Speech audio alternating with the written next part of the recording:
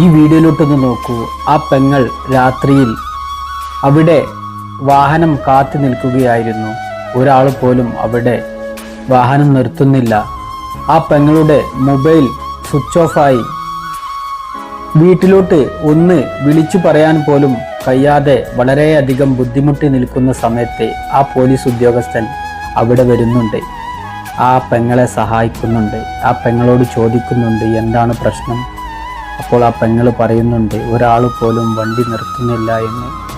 ആ സമയത്ത് ആ പോലീസ് ഉദ്യോഗസ്ഥൻ കൂടെ ജോലി ചെയ്യുന്ന ഒരു വനിതാ പോലീസിനെ വിളിക്കുന്നുണ്ട്.